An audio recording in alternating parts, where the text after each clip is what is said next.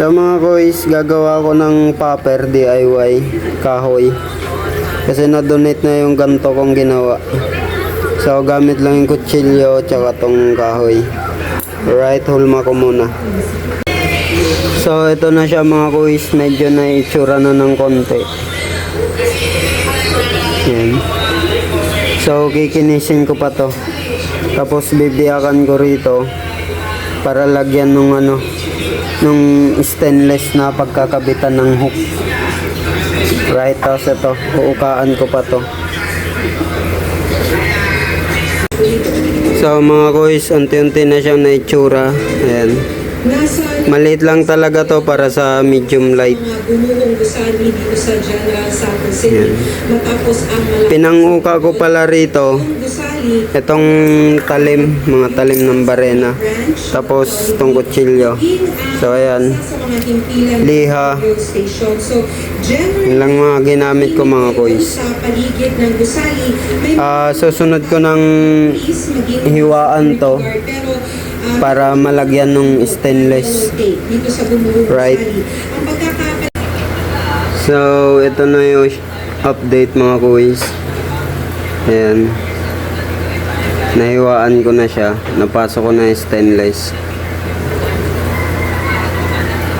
Ayan. So next, iano ko na to, i-fill up ko to ng ginadgad na kahoy, pinowder kahoy, tapos pintura na. Alright, pero lalagyan ko pa to rito ng mata dito. So magaan lang to mga boys, tsaka maliit para sa medium light. So ito itsura niya mga boys pag may hook. Alright.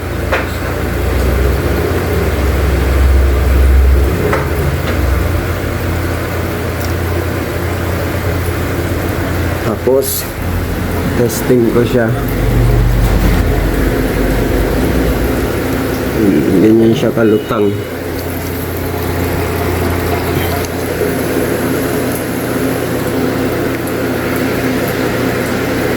Diba? So mga boys, ito na yung finished product ng DIY lure ko, popper lure. May mata na siya, tapos may pintura na. So hindi ganun ka pulido yung kulay kasi DIY lang to. Kung ano lang available na kulay, yun lang. Itong harap, hindi ko na nga nakulayan eh, oh. Yan, nabalot ko na rin to ng epoxy resin.